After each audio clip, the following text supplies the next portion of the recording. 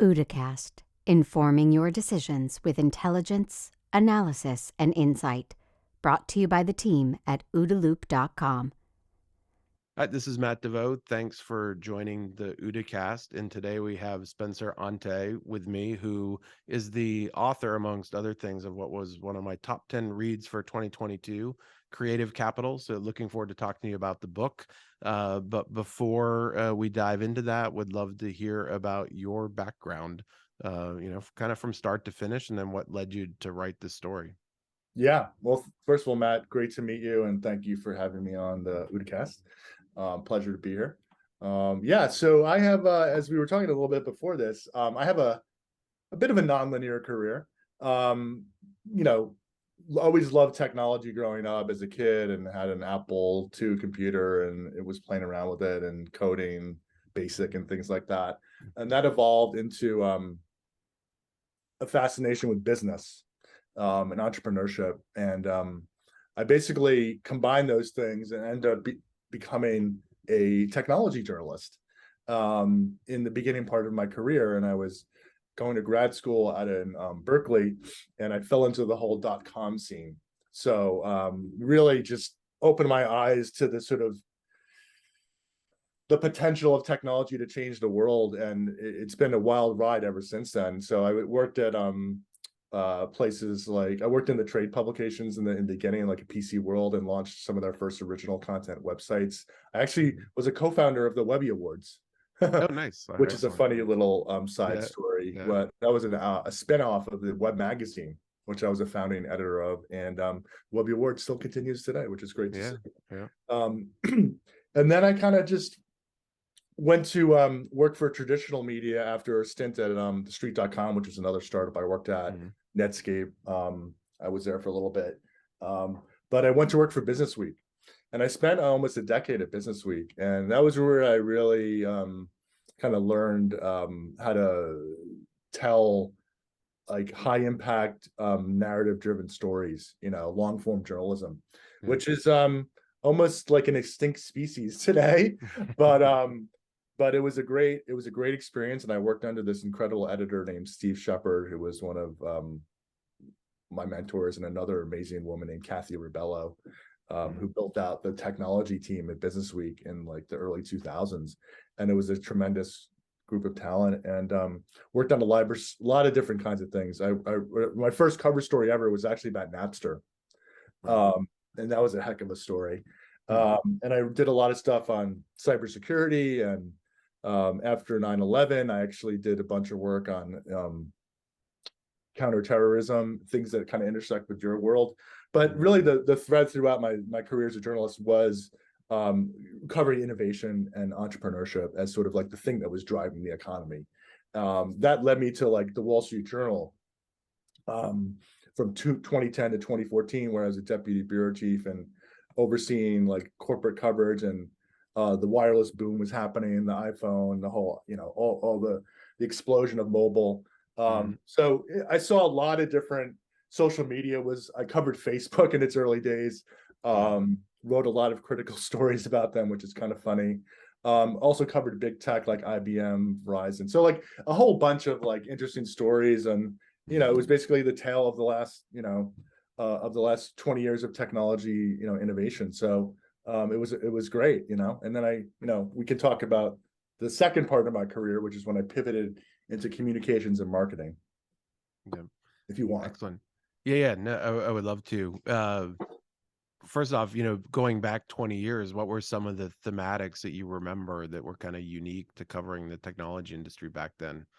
What were the trends or thematics that made you realize that this was going to be, the game changer that it developed into?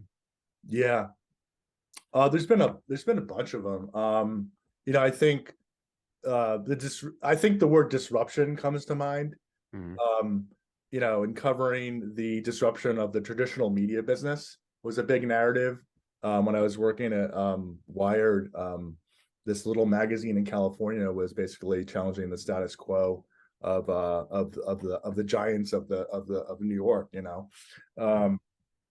then the interesting thing, I think the bigger trend was that all of a sudden, after the Netscape IPO, people realized that it wasn't just about like changing society, technology, and changing culture, but it was a way to make an enormous amount of money. And it became like this story of the story migrated from one about culture and society to one about money. And so you had like all the IPOs that were happening, and that was really interesting. And then of course, you know, it's a very cyclical industry, so there's always like a boom and there's a bust. And I remember talking to Tom Perkins, who was one of the founders of Planet Perkins, and I remember he told me one day, we love bubbles. And I was like, that's interesting. And let's talk about that. And basically he was talking about how, you know, bubbles kind of have a negative reputation among some investors, public market investors, because people buy things at inflated prices and then they go down later. But for venture capitalists, it's the best thing in the world, because they could basically take these companies they've been building and nurturing for many years and release them to the public and capture an incredible return, right? So they love bubbles. And then the other thing that I would say is, after the bust, there's always like a rebirth, right? And it's always fascinating, I think, and because I've been through a couple of these cycles now, to see the rebirth out of the ashes of the previous generation. And so social media, obviously, coming out of the dot-com bust, was the thing that was born and provided a catalyst to trigger the next wave of innovation, right? And now, I think, fast forwarding to today, where tech is going through a major reset now, all the big tech companies have done layoffs. You know, there's a retrenchment in the industry, and you already see the beginning of the rebirth now with now the renaissance in AI, right? And the sort of the launch of ChatGPT, and ChatGPT being like the next big bang and showing like what could be, you know, another wave of massive innovation. For sure. That's one that's fascinated me. We've done a lot here, talked about it a lot, the OODA loop as well, just the disruptive potential. I always like those technologies that get released where it's like, you know, they're coming, but they come quicker than you anticipated. That's a little bit disorienting, but it's also fascinating. And to me, ChatGPT fell into that spectrum. Another one for me was the DARPA Cyber Grand Challenge that they did at DEF CON, the finalists, where they basically had these, you know, competitive teams create AI systems that could replicate hackers, that could go and break into systems and secure them, and they had them compete against each other. And I remember sitting in the audience and thinking, I knew this technology was coming, but I thought it would be in 10 years. So how does it change my framework if it's here now? I felt similar with ChatGPT. It's like, I knew it was coming, but it came quicker than I expected. Outside of the generative AI space, where else do you think that we'll see that kind of rebirth? What industries are you excited about coming out of this kind of mini recession, full recession, TBD recession? Love your thoughts on that as well. Yeah. So I think to answer that question, I think I want to just go back and like touch on when you said the trends. And I think one of the major trends that came out of I think the last 10 years is that technology, because of lowering costs and increasing levels of innovation around all these services, has essentially what Mark Andreessen said, software is eating the world, right? Software and digital services are impacting virtually every other sector of society, right? And it's not just like the IT industry, like as a standalone factor. So when I look at that, I see a lot of really interesting things going on, in particular in healthcare, the intersection of healthcare and technology. I also see a lot of interesting innovation in the intersection of technology and education, as well as creativity, i.e. generative AI. So I think those are some of the things that I get excited about when I look at sort of, you know, the next kind of areas of opportunity. Yeah, and the creativity associated with the generative AI, when anybody questions that, I say, go sit in the Midjourney Discord for a couple hours. It is crazy. The prompts that people produce and the art that comes out of it. I mean, it is, and that of course is the image generative AI, vice the text based, but it's Yeah, completely Dolly. fascinating to me. Yeah. Yeah. Yeah, with the Dolly or the Mid Journey, to me is fascinating because you can watch the evolution of the prompts, and you can see how that evolves the end product. So it's just kind of fascinating to watch. Yeah. And I think fintech is obviously another, like the intersection of financial services and technology. Yeah. Although it's crypto winter, um, what I've observed over the years is that a lot of these things, a lot of these trends, they'll have that sort of, hype cycle, right? Hmm. We'll go through this hype cycle where it gets overhyped essentially, which is what happened with crypto. And then it goes into the trough of disillusionment. But actually, the underlying technology continues to evolve and build, and it will it's hard to say like where it's going to land, but it will open up. It's not a fad. It's going to continue to open up opportunities that we can't even imagine, actually. And I think we saw that with the telecom bust, like the telecom boom and bust, like all this fiber was put into the ground, that costs hundreds of billions of dollars, and then companies basically overbuilt. They overhyped it, right? Hmm. But then a couple years later, social media was created and online video became a thing with YouTube. And so that dark fiber essentially created the infrastructure to support the next wave of innovation that drove the economy. So I'm looking to see something like that Yeah. with fintech. Yeah, no, I agree. I referred to the blockchain cryptocurrency environment as being in their period of creative destruction. Yeah.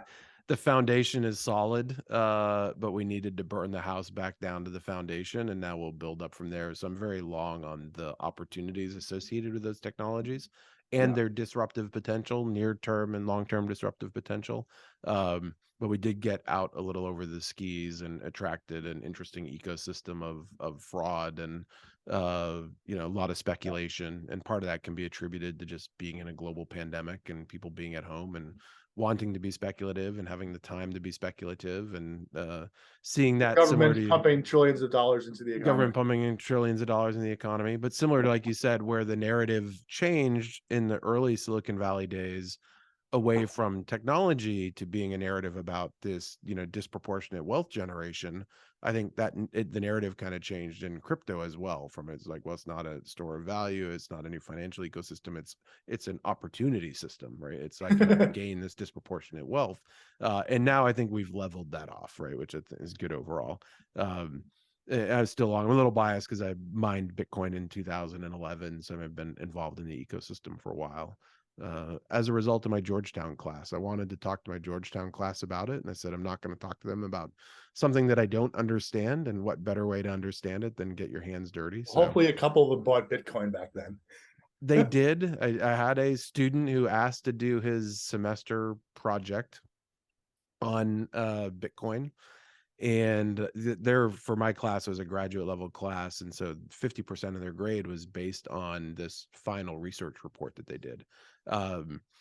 And he did so they work on it all semester. It's an iterative process. So he did it on Bitcoin, got an A. I remember I was still connected, actually just chatted with him last week. And didn't think anything of it. And then it was like 2019 when it hit $20,000 Bitcoin. I got a message from him that said, "Hey, professor, just thought I'd let you know that that project I did in your class paid for the entirety of my Georgetown education, and I've got That's some money tremendous. left over. So next time you're out my way, I would love to buy you a really nice steak dinner and a glass of whiskey." So, Well, there's some opportunity there. yeah, so that was fun to take my class and get your Georgetown education paid for. Yeah, that's your Uh, your tagline. yeah. Now I'm at Columbia, so I have to shift the marketing. So that's fascinating. I think we'll dig into that a little bit as well when we talk about some of the topics that you covered around digital privacy and cybersecurity. But I would love to hear about the second phase of the career, that shift, and then also writing the book. Yeah. So maybe I'll just hit the book, because the book thing kind of leads to the second part. I've always been a student of history, and after covering tech for whatever, a decade, and all these startups and talking to a lot of venture capitalists, I asked myself, like, where did this whole thing start? Like, how did we get here? Because it's kind of amazing what's going on. And I started asking people like that question, and a lot of people kept mentioning this guy that I never heard of called George Doriot. And I was like, okay, maybe I should look into this guy, George Doriot. So I started poking around, and then I learned, the more I started poking around on this guy, the more I kind of became obsessed with it, actually, because as a journalist, the best thing you want to find is like an incredible story that hasn't been told.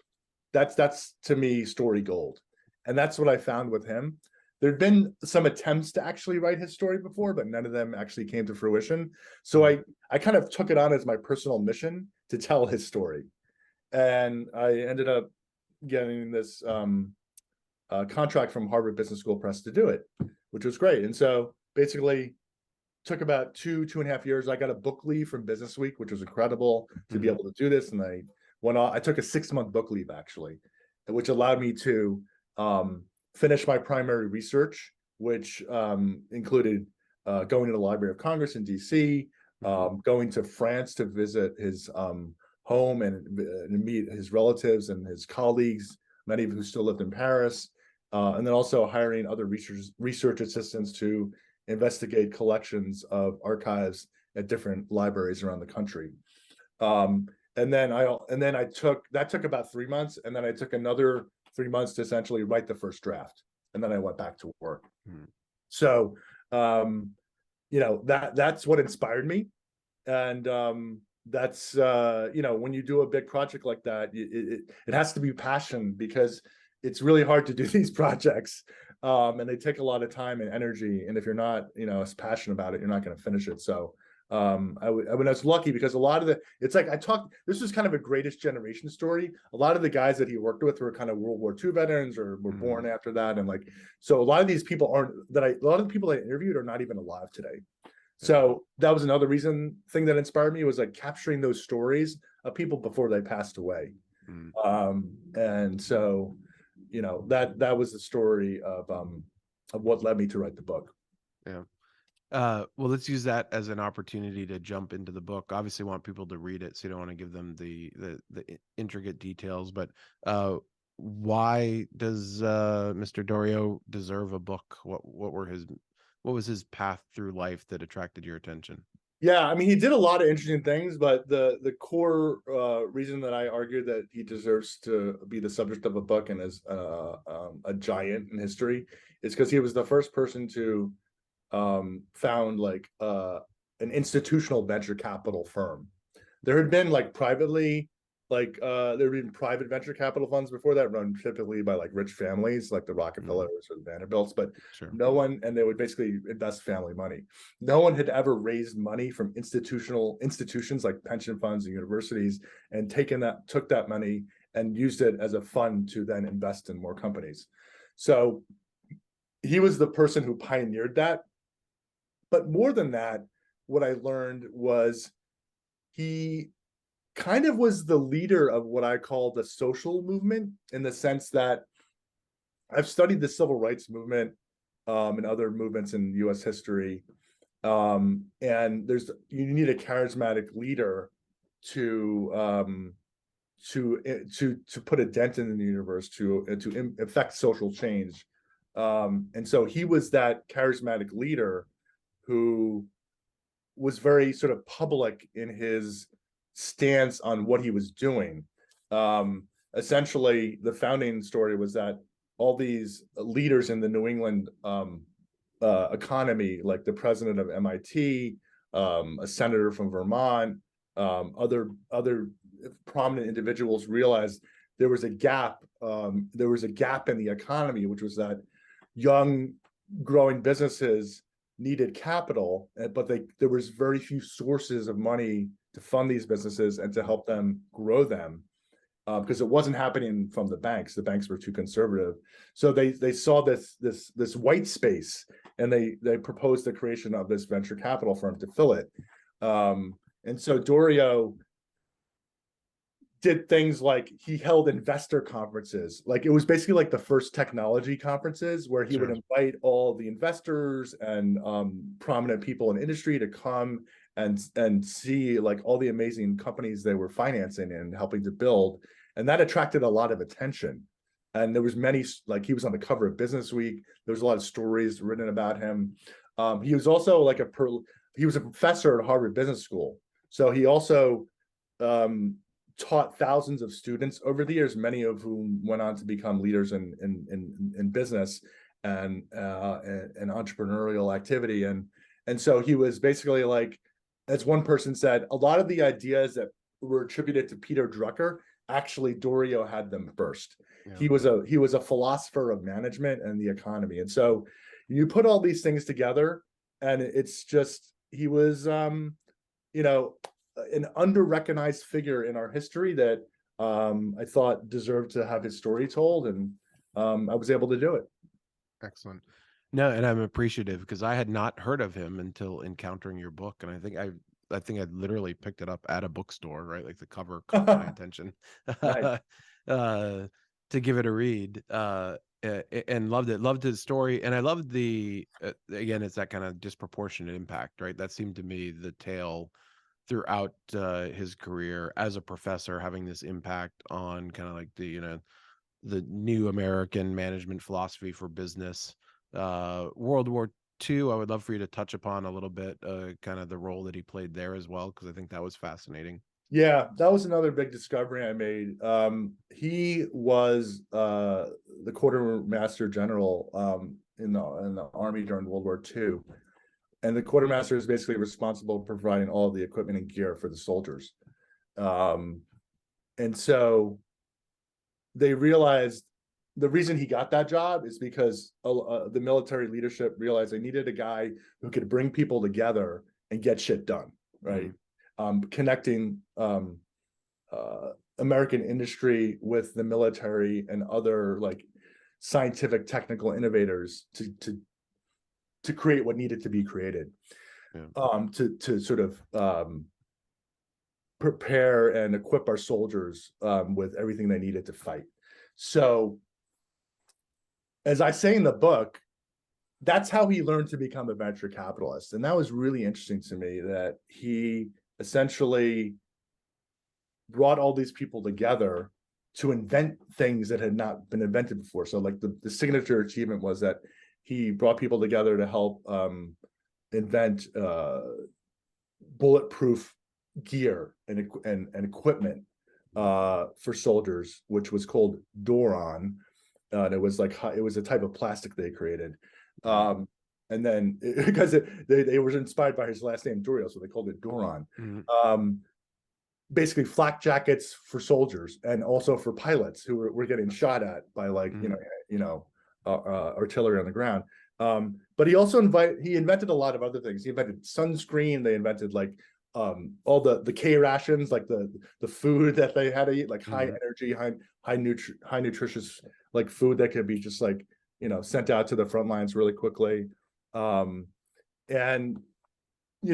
that's what spurred him to, when the war ended, there was a recognition that technology times manpower was what won the war. And there was a recognition that America's technological and economic superiority was a real big factor in why we won the war. Obviously manifested by the atomic bomb as the sort of most obvious thing, but there was all these other inventions like radar and things. So they basically used that as inspiration. They dusted off the plan that they were gonna do venture capital before the war. Then the war happened. They dusted off the plan and they basically put it back on track.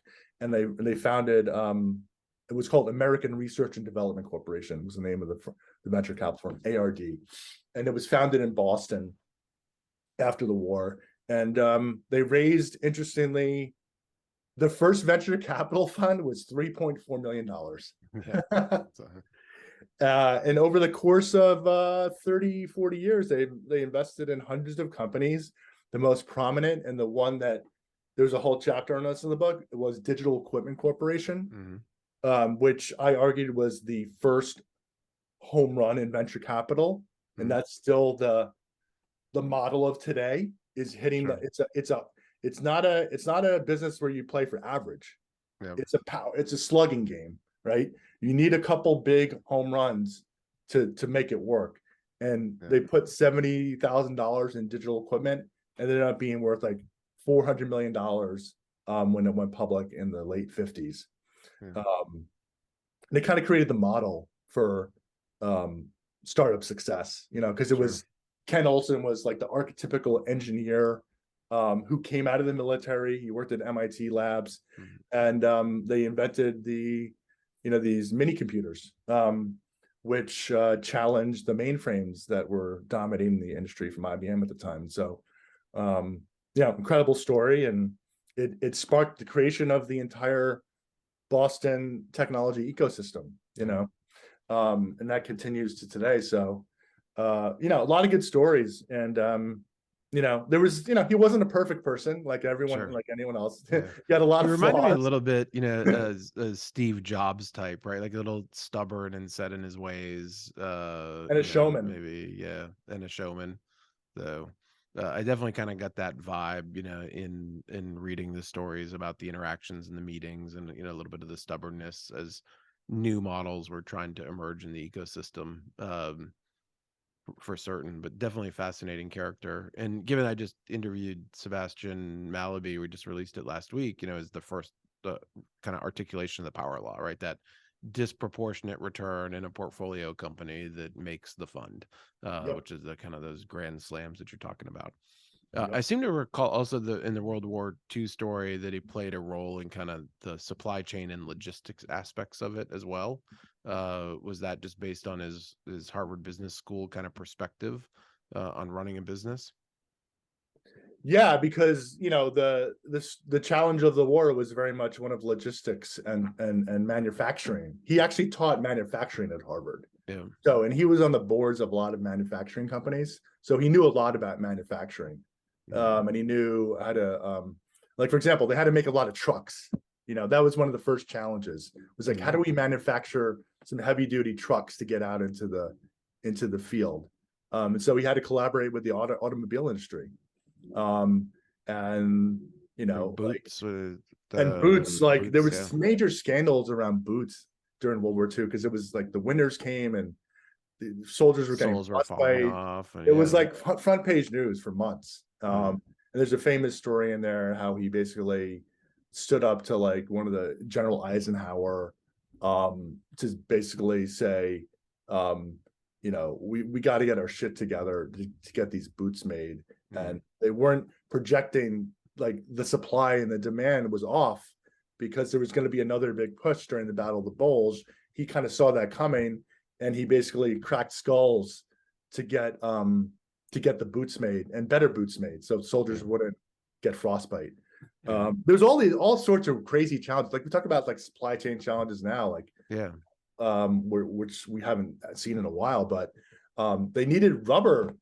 There was a shortage of rubber to make tires for the trucks. So they had to basically impose like rationing and controls over rubber in order to and they had to build rubber plants around the world to get the materials to make the tires for the truck. So it's like, it's kind of like running a startup. It's like all these problems are popping up, and you just got to solve them. Yeah.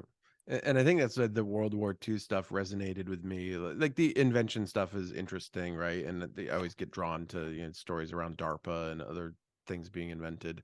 But the supply chain and the logistics and the boots, disintegrating off soldiers' feet and kind of solving that problem was appealing as well, because it was the application of his business knowledge and the background in manufacturing with what was a large supply chain kind of logistics manufacturing issue for World War II. And I don't want to read too much into the implied conclusion, but what I got from his story was that it was impactful. It was made a difference in the European front with regards to America's capacity to fight that war.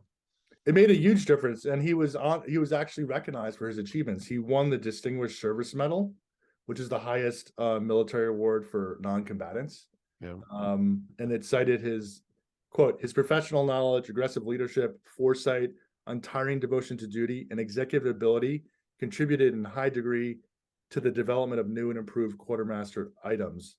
And then it says his outstanding accomplishments contributed greatly to the health and welfare of the military forces. So quite an achievement to be honored like that.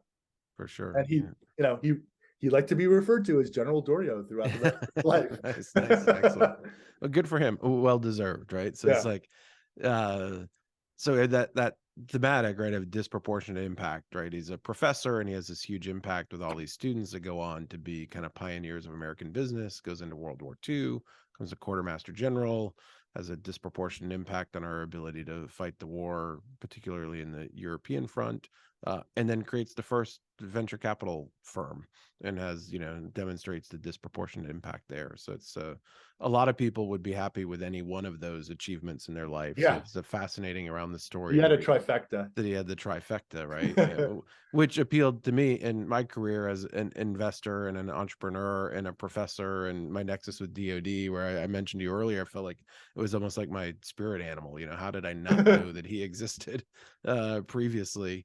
It's so inspirational that we hung a portrait of him on the wall here at the startup studio. Oh, that's so cool. He has a lot of great aphorisms too, which I always remember. Yeah, I'll have to go and pull. I've got the book. I've got highlights in the book, and of course that's where the Kindle version becomes a little easier, because if I highlight something in the Kindle, I can go to a web page that shows me exactly what I highlighted, and I can cut and paste it into my newsletter. It's a little more difficult than the. Here's one of my favorites. Version. He said, "If any information is to be exchanged over whiskey, let us get it rather than give it." That's awesome. Or actually awesome. a more like high-minded one. You will get nowhere if you do not inspire people. I think that's a great that is a great one. Philosophy. Yeah. And one more. Yeah. A real courageous man is a man who does something courageous when no one is watching him. Yeah. Awesome. Yeah. So, like three great kind of divergent messages there as well, right? So, which is fascinating. Well, I highly recommend the book. I, of course, will have the link to it in the show notes for the podcast. And I loved it. It's a great read. It's a great story. Everyone should be familiar with it. I've given out probably half a dozen copies myself personally, because it resonated with me, and tell his story. And now I'll tell it in even greater detail because I got your perspective. So thank you for that. I would love to chat though about some of the other areas that you've covered, and then kind of the post-book career as well. Yeah. A couple of the thematics that resonated with me was kind of early and award-winning coverage around privacy in the digital age. So I'd love for you to kind of give some background into how you determined to cover that topic and what some of your thinking was on it. Yeah. This is when I was at the Wall Street Journal, and this was a true team effort. I was just one person on a team. And we conceived a series of stories on privacy in the digital age. This is around 2011, 2012. Social media had exploded, and it was just beginning to dawn on people that, as some people say, like, if you don't know what's being sold, then you are the product, right? Mm-hmm. And that's kind of like the premise of the online media and advertising market, which is, all these social media services are free, which is great, but in exchange for not paying for the service, there's a cost, and the cost is you're giving your personal information and data over to the service to then use as marketing to sell the advertising, right? And that's how these companies built their businesses, and still today, like, are incredibly, like Google and Facebook, and I mean they dominate the online advertising market. So, sure. But it wasn't clear to people what that cost was, and so we started digging into what was actually going on behind the browser, behind your phone, and what kind of data was being exchanged, what was being done with the data, how it was being monetized, whether some of this data exchange was actually lawful or not. And we did a whole series of stories around it, and it was nominated for a Pulitzer Prize that year. And one of the stories I did actually was showing how the government was waking up to this as well, and seeing that it was a problem. And basically, I broke the news that the SEC was investigating Facebook for potential violations of privacy laws, and that ultimately that investigation was ultimately announced, and then that led to the consent decree, an agreement that Facebook struck with the FTC and the government to essentially agree to a new regulatory regime for how to manage personal data. In hindsight, it was a step in the right direction, but I don't think it really had the impact that they wanted it to have. And so I think what ended up happening is that other governments actually took a more aggressive stance, in particular the EU, with the GDPR law that was written, has ended up being the actual gold standard for how to regulate the sort of management of personal data. And so now the US is looking to GDPR as actually like the inspiration for our laws. Sure. Yeah, or aggregating into a consolidated privacy law, breach disclosure, because we tend to be state level initiatives now. So yeah, it's mostly but there's always discussion of this federal privacy bill that may or may not happen. Yeah, that I've been waiting for a while for that one. Interesting. One topic that we've covered on the OODA cast in the past is this concept of digital self-sovereignty, where the users start to take more direct ownership over their data and make deliberate decisions over what they share, who they share it with, and that the economics shift a little bit, where I might choose that I want to share information with Amazon because I get great recommendations from Amazon outside of the Amazon ecosystem. But for some other transactions, I might choose to pay for the service and keep my data private. Do you think that that's a model that will eventually emerge? I know that this topic is such a huge issue because there's a huge gravity component. Like, it's very easy for the privacy rights to slip away. It's very hard to roll the ball back up the hill. So are there any, have you looked at concepts of digital self-sovereignty? Do you think that that's a reasonable model for the future? Or do you think there's just too many inhibitors to being able to get to something like that? Yeah, it's a really good question. A couple thoughts on that.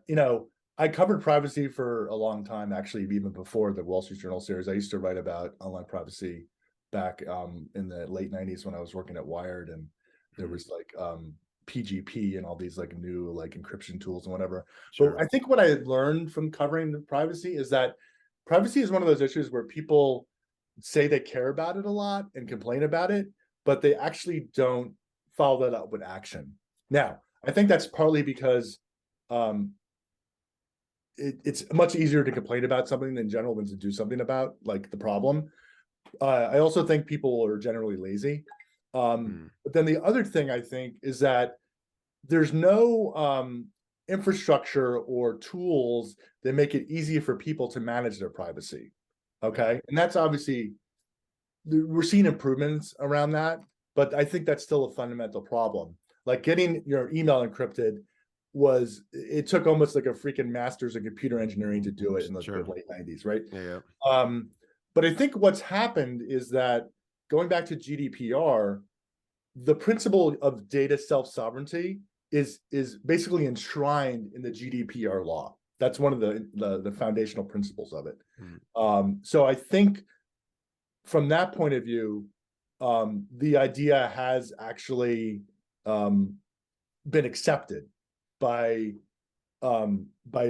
large governments, and I think that's putting pressure on the U.S. to sort of adopt a similar model. But what's happened in the U.S., typical to the U.S. and the differences between the U.S. and the Europe, is that it's largely a self-regulated environment. So companies are basically calling the shots, essentially, for the most part.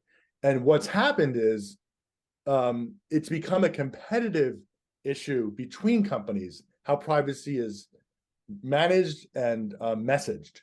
And so the biggest change in online advertising, actually, in the last 2 years, 3 years, hasn't been driven by the government. It's been driven by Apple, actually, and Apple's decision to essentially give the power of people controlling their data more explicitly back to people by asking them if they want to be tracked by applications. And before that, it was an opt-in environment where your data was automatically being captured and shared with all these companies. And that's one of the reasons that these online advertising and social media companies exploded, because they could capture all this data from apps and from mobile apps and use it to target advertisements. Now, when Apple did that, it completely disrupted the ecosystem. And it has brought a lot of pain to social media companies like Meta and TikTok and Snap and to a lesser extent Google. And it's called signal loss, right? So, I think I don't like how Apple messaged that, to be honest with you, because I do think there is a value to sharing your information in terms of getting more relevant advertising delivered to the user that Apple hasn't acknowledged in the way it messages it. It just says, do you want to be tracked or not? And it kind of gives an inherently negative spin on it. And I don't think that's actually appropriate. But again, it's a competitive issue because Apple is positioning itself as the defender of your privacy against these other companies that it alleges are, the violators of your privacy and making money off of it. So it's pretty interesting to see the different approaches between the different countries and regions. And I think eventually they will converge, but it's going to take more time. Yeah. Interesting. I don't know. What do you think? Yeah, no, I mean, I like the direction that Apple's taking it. I think I would make the argument that the government is influencing the conversation, just even with things like Roe v. Wade rollback and the privacy implications of that, where, in some of these states, you have women that are running mobile applications tracking their health that is subject to subpoena because maybe it's breaking a local or state law, and that driving the realization that maybe I should own that data. Maybe I should pay for the app and the data is mine, is encrypted, and I can't be compelled to give the data up. Whereas a third party that's entrusted with that data can be compelled to give it up, that might be used to prosecute you for something that 2 years ago you wouldn't be prosecuted for. So I feel like that discrepancy between states in the laws and the way that data is being used is driving a little bit more citizen consideration around, who owns my data, who gets access to it. Maybe it's still in the cloud, but encrypted, right? Which is another thing that I like about the Apple model. You can now kind of take control of your own encryption in the cloud. That carries with it a certain risk for the consumer too, because there's gonna be a lot of people who screw that up and are, unable to recover the data, the photos, the things that they want. But at least they're giving you the options where you can say, well, I want to encrypt this element of my data, but not that. I don't care about the photos, but I care about my contacts and I care about my notes or, whatever it may be. So it's going to be interesting. I think new models are always hard to absorb. I think the acceleration in AI will help with that as well, because what I would want, ChatGPT is great. I love interacting with it. I've had a ton of fun, a ton of value creation from it.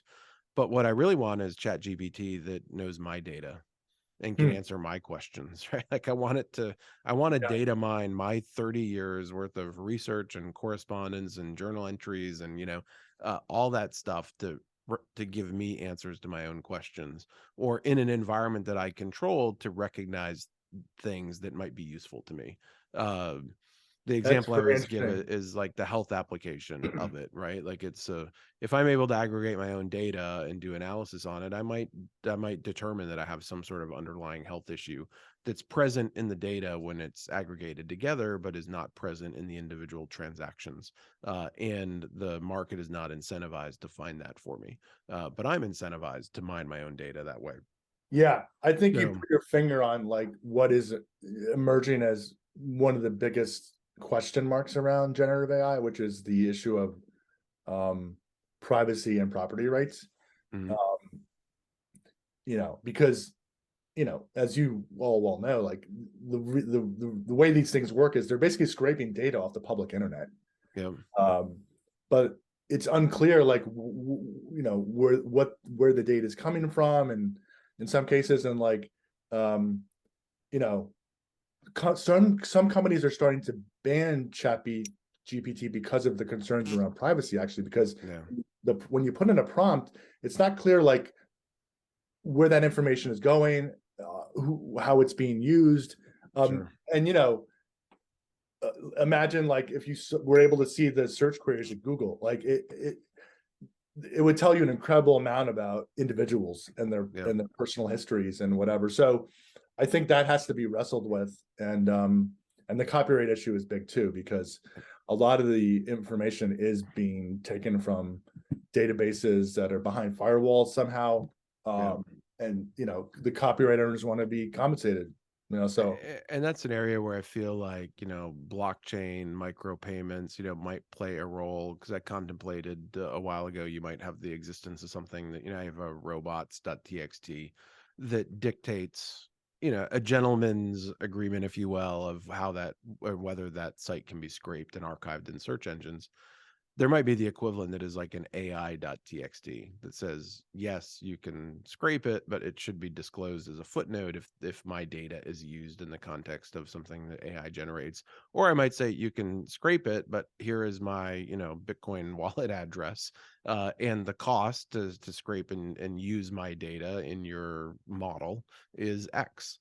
And being able to get the content creators to derive some value from having their content go into these generative AI systems, because that's the other piece of it too, right? Why is Chat GPT successful? Why is Chat GPT smart? Because we're smart, right? We are the training data. Our correspondence, our websites, our queries, our prompts is the training data for it.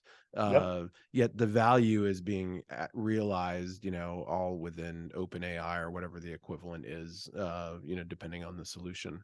So I feel like Also why they're there's like, very flawed, because there's a lot of misinformation out there. Absolutely. Yeah, yeah. And you never know how it's gonna articulate. We did a proof of concept. My partner here is the former CTO from Defense Intelligence Agency. And through the GPT API, he created a site that had precursor prompts that basically would try and format the response to the question the way that an analyst at the CIA would respond. So levels of confidence in the response, alternative hypotheses, indicators and warnings you should think about, how it might be wrong. And it was fascinating to interact with that system and kind of see how it changed the feedback, and almost the way you were inclined to make decisions based on it. I also had a friend who here was in the office and, fed into the prompt. It's like, his name was Jason. He's like, Jason communicates on a regular basis with people in Russia, and he used his real name. And he's like, based on this data and what else about Jason, what is the probability that he's a Russian spy? And it wrote back, there is a high probability that Jason is a Russian spy, and for like all these reasons. And I was like, dude, you just created facts that got put into the system as part of a prompt, right? That are going to inform future decisions, right? So someday you can kind of envision this kind of like perfect 1984 storm of that data where he's trying to get a security clearance or something and it gets flagged. Some AI system Wow. flags it and says, no, Jason is a Russian spy because he corresponds Yeah, like with what happens when someone Russian. they sick the bots on Chat GPT to like contaminate it? I Yeah. mean, like Yeah, there's so many absolutely. like unknowns Because with the this. It's incredible. adversarial, kind of machine learning is a thing, right? There are people who will develop training data with the intent of influencing the behavior of the language That's what models. Putin's thinking about right now. That's what Putin is executing right now. I'm certain of it, right? Like I'm certain that there's content that is being created that is meant from a misinformation perspective to influence the responses of things, like a Chat GPT. Crazy. We know too much about how they think and what they've done in the past The to master of assume that it's propaganda. not being happen. Yeah. Yeah. Um, So that's great. I enjoy that conversation. I do, as a curiosity, I want to talk about hackers and hacking as well, and kind of your experience covering that space. But first off, as a huge fan of Wired magazine, and much to my wife's dismay, I maintain my original collection going I back have to some issue too. Yeah. one. Yeah, going back to issue one with Bruce Sterling, Yeah. has seen the Yeah. future of war, which for me was incredibly inspirational, given that that was what I was kind of researching as well. What was it like to work at Wired magazine? Oh, it What? was amazing. It was Yeah, like I mean, that it was was a like the pirate. It was a heyday. pirate ship, as they called it. Yeah, It was a pirate ship, and Louis Rossetto was the captain of the ship. And yeah, brilliant guy, and it was a real magnet for talent. A lot of really interesting personalities were collected under one roof. Um, I studied magazine journalism in graduate school, and one of my mentors was Clay Felker. And Clay Felker was the founding editor of New York Magazine. And then he saw Wired, and he was like, "This is kind of like what we did." It was basically like a completely new take on the world that no one had seen before. And he called it point of view journalism. mm-hmm. And one of his philosophies was that we live in a very tribal society, and the job of the media is to kind of identify what these tribes are and serve them. Yeah. And there was an emerging tribe of digital pirates that Wired saw as a business opportunity. And it was one of probably the most successful magazine in the 1990s. It ended up getting acquired by Condé Nast, so it was like validated or whatever, Sure. acknowledged by the East Coast media elite as being important. But yeah, it was great. I made a lot of good friends, and I'm still friends with a lot of these people. Yeah, it was great. I mean, if you think about it, we talk about the data sovereignty, right? I mean, you had Wired magazine covering Haven Co and Sealand, on the gunship platform off the coast of the UK, with trying to build a data center that was not subject to any national laws. You have the cypherpunks, appearing on the cover of the magazine, 15 plus years before something like Bitcoin would emerge, right? Yeah, Talking my about these friend was the issues. cyber rights editor. Actually, he's one of my good friends, Todd Lappin, and that led me to we created, actually, it was interesting. It showed the power of the internet to be an activist force, because Wired helped organize this basically defense of free speech on the internet. Because of the Communications Decency Act, which went all the way to the Supreme Court, which I covered. Yeah. It was the landmark case that enshrined the principle of free speech on the internet, and Yeah. that grew out of like a lot of the cypherpunks and cyber rights people in Wired. And a lot of the early kind of cyber activism was happening back then as well. I mean, we attributed it to like electronics disturbance theater and stuff like that. But the EFF, the CDA, yeah, I mean, EFF being formed as, a legit nonprofit confronting these issues. But I remember, what we had, and I'm sure you covered this, was kind of this discrepancy in jurisdiction, where I could be in California and the standards for community decency in California were different than they were in Tennessee. And you'd have a Tennessee prosecutor that would basically, extend jurisdiction over the phone lines because a citizen in their state could connect to the system in California and download something that they deemed to be obscene from a pornographic perspective. And I remember that, kicked off a whole series of activist discussion and the amplification of kind of cyber power from a kind of hacker activist perspective. So there's a great history there, I think, around the CDA and some of that, cross state prosecutions that were happening that were early influences to that hacktivist movement. Yeah, I mean, there's so many interesting things that came out of that trial. Sure.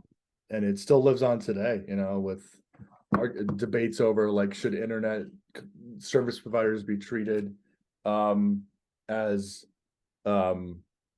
neutral parties in discussion, or like media companies that should be regulated for held accountable for what they publish. Yeah. I've shared the story elsewhere, so I won't repeat it here, but the EFF in its early days had an influence on my career because with the Computers, Freedom, and Privacy Conference, I got a scholarship as a student to attend in Chicago that introduced me to a whole slew of people, including Bruce Sterling, who had written the Hacker Crackdown, and I encountered in the elevator, told him I was a big fan, and he's like, hey, you want to go get dinner? So, I wind up at dinner with Bruce Sterling and Philip Zimmerman and, just kind of all these great, Oh yeah. great folks that were there. Fascinating. And again, one of those time frames where, you're having kind of this disproportionate impact. I would say Wired magazine had a disproportionate impact on technology culture, in that period. When did it start? 93. Diminished over time, but certainly in the 90s, it had this incredibly Yeah, disproportionate it was impact. huge. Yeah. So you also covered a topic, kind of near and dear to me around hackers and hacking. So how did you get attracted to that storyline, and kind of what was your involvement in covering the topic? Yeah, as a journalist, I was always kind of drawn to the a little bit to the dark side of what I called the web, and understanding that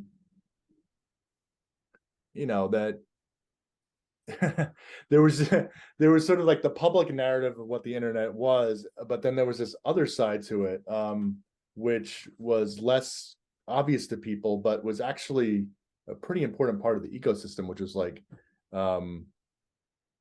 there was the white hats and the black hats, like there's like the criminal element of cyber criminals, but then there was like the good hackers, right, who were actually helping advance technology and advance society. And so I started like getting into that a little bit, and I went to DEF CON a couple times. And what years did you go to DEF CON? Oh God, I went there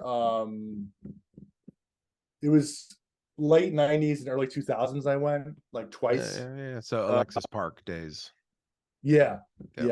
And I just kind of became fascinated with it, and there started to be a greater acknowledgement of the sort of impact of cybercrime. You had like companies starting to study it, like Verizon would put out this like threat investigation report every year. And then people just felt it on a personal level too, like all of the scams that started popping up, like spear phishing, social media engineering. So the favorite story I did on this was I was thinking about this at Business Week, and I was like wondering, like, there was the most wanted list of criminals that the FBI would put out every year. And I'm like, who are the most wanted cyber criminals? I'm curious to like publish that list. And they actually do that now, but like back then they didn't have it. But of course they had it behind the scenes, right? And so I actually started looking into this, and I spoke to a bunch of law enforcement officials within some 3-letter agencies. And I also kind of worked with some cybersecurity firms to basically explore the dark net, right? And I gained access to some of these forums where stolen information was being openly sold and bought. The Carter forums, shadow groups, like, and I was just like fascinated by like how this was just kind of happening in the wide open, and people didn't even know about it. So I started looking into that, and through my investigative work with the dark web and my conversations with various officials, interestingly, like the one thing I didn't realize at the time, which I later learned, was that one of the most important groups in going after cybercrime is actually the U.S. Postal Service, because there's postal inspectors, and they have jurisdiction over interstate wire fraud, and that gives them the ability to actually investigate cybercrime. So I actually got some of these guys to go on the record, and through these conversations, I was able to put together a story called profiling the world's most dangerous cyber criminals. And I was able to obtain photos of a lot of these people, and basically tell their stories. Not surprisingly, a lot of them were based in Russia and Eastern Europe. Yeah. And I'll never forget, before we were going to publication, it was a Business Week, a very reputable publication. We had to run the story by these officials, and the Department of Justice actually asked us to not publish the story because they said it would potentially jeopardize ongoing and current investigations against some of these people. So we had to call in the general counsel of McGraw-Hill, which owned Business Week, and we had a big debate about this. And we eventually decided to move forward with publishing, but that was an interesting little side tangent of the story of how that came to life. And one of the reasons we ended up going with it is because we had some of these officials on the record, we felt that gave us a little bit of credibility to say, if some other people in the government agencies who are fully focused on this believe it's beneficial to go public with this information, then you probably should be too, And so we went ahead and we did it. If not, they should at least figure it out amongst themselves, right? You shouldn't be the mediator of that. Yeah, I'm sure there were some screaming matches behind the scenes I never heard about. Yeah, I'm sure as well. What was your biggest takeaway from DEF CON? What did you enjoy or not enjoy about participating in that community? It's just, it kind of reminds me of Wired a little bit. It's a bunch of misfits and outcasts and crazy people and incredibly intelligent individuals who are kind of on the edge of society. And I always thought it was fascinating to hang out in these communities, and meet these people and I love that the public demonstration of the hacks was always one of my favorite parts of the conference. Yeah. But a lot of the most important work in the field is talked about and shared and discussed at those conferences. So it continues to be an incredibly important venue. Yeah. Did you walk around the Alexis Park pools at night interacting with people, or I didn't make it into that. If I had gone more times, I probably would have discovered that. Yeah. That was the thing I always loved, especially that time frame in DEF CON history. The conference was large; it was a couple thousand people, maybe a few thousand people, but was still at the Alexis Park, so you didn't have any of these offsite parties. So in the evenings, until all hours of the night, you could just go outside, and there was this big kind of multi-pool system, and it would just parties and people, and I could go walk and make the full circuit, and by the end of the night see everybody that I wanted to run into, everybody that I wanted to have a drink with. Now that's a challenge, right? You're on text messaging, where are you? It's 30,000 people there. So it definitely was, for me, I view those Alexis Park days as that was the core DEF CON experience. It's still great. I still go. I still love the event. I bring my kids now. Kids have been 3 times. They all love it. So we're, multi-generational family. It's fun for the whole family. Fun for the whole family. It was a different experience back then, for certain, from a community perspective. You've been very gracious with your time. I got 2 more questions for you. One is post book. What are you up to? What do you spend your time doing now? Yeah, so I left journalism in 2014, and I kind of pivoted into I wanted to get more involved in the business side of things, because I had accomplished pretty much what I wanted to do as a journalist. So I ended up working for Edelman. Actually, it was the first job I had out of journalism, and I've kind of just reinvented myself as a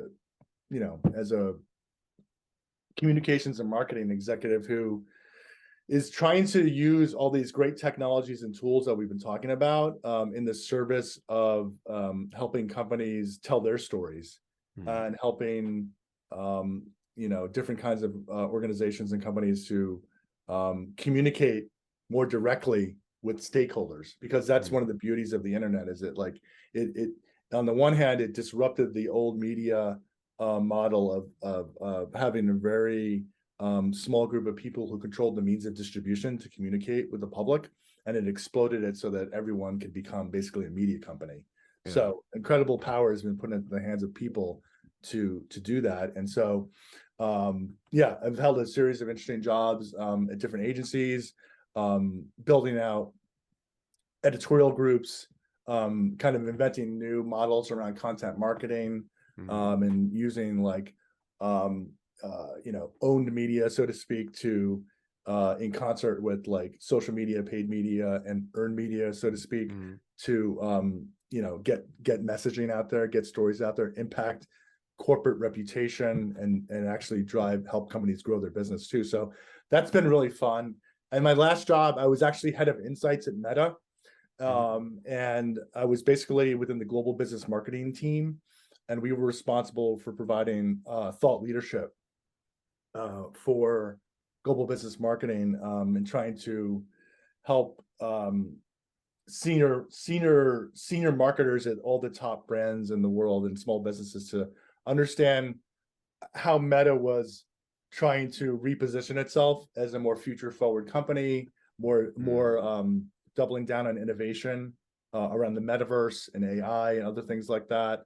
And we had we ran an external channel. It was originally called Facebook IQ, but then it got rebranded into what we call Meta Foresight. It still exists today. You can go there and published a bunch of interesting stories about like how technology is impacting society, culture, people.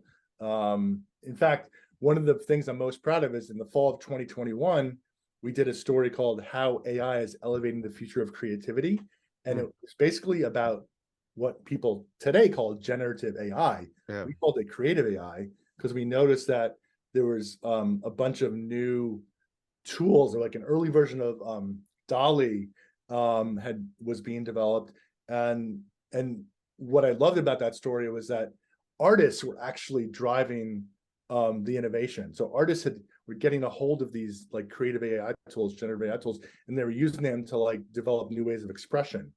And so we talked about how AI, the traditional narrative around AI is that it's going to, it's going to be bad for humanity. But we kind of came to a counterintuitive conclusion, which is that it's going to actually make us more human and elevate our creativity, because it's going to allow us to do things that we couldn't do by ourselves, and it's going to augment human intelligence and creativity. So that's all come to fruition with ChatGPT. Yeah. And it was I'm no longer working there, but now I'm kind of like looking at the next thing, and like you, taking on some consulting assignments, and just getting involved in a lot of interesting projects. So this is one example of that, talking to you. And excellent. Really I appreciate you taking the time.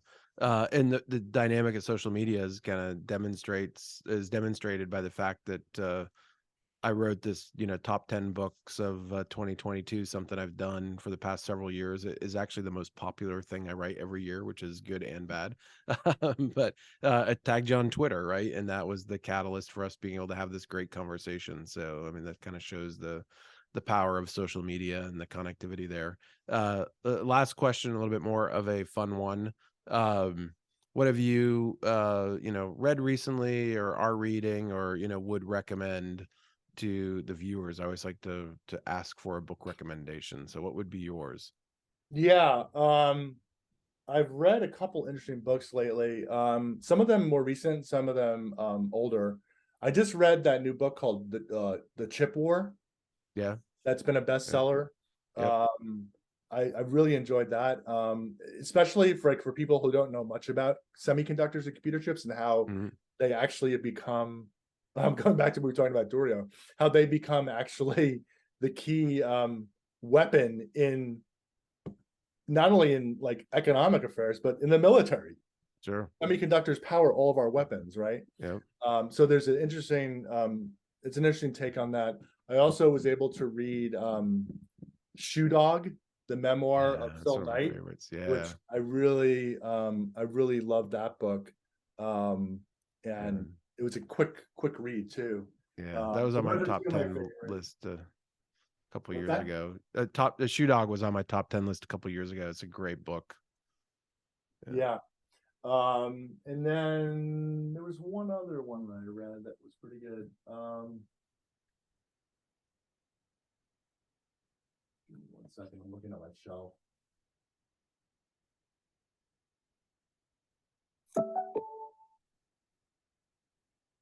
Oh yeah, I like to read fiction too.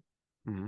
And I recently read a book by Dave Eggers called The Every, which is an interesting kind of fictional satire of big technology companies. Yep. And the culture around that, and the dynamics around working at these companies and how they impact society and how people perceive them. He's one of my favorite writers, Dave Eggers, and he's written. It's just he's written a couple books on this theme, and that was the one I read. It's pretty good. Excellent. Cool. I appreciate that. We'll link to all of those as well in the show notes, make it easy for people to find them. Thank you so much for coming on and having this conversation. I mean, that we talked earlier about, why do we do this and what led to it? And it's really just to meet fascinating people and have interesting conversations, and for other people to derive value and insight from the conversations that we have. So I enjoyed this immensely. So I appreciate you coming on and chatting. Yeah, man. I thank you for your time. It's been like a great conversation, and I'm so glad we got to meet, and I know we'll stay connected. Absolutely. Thanks for listening to this OODA Loop production. For the latest analysis on cybersecurity, technology, and global risks, please visit www.oodaloop.com.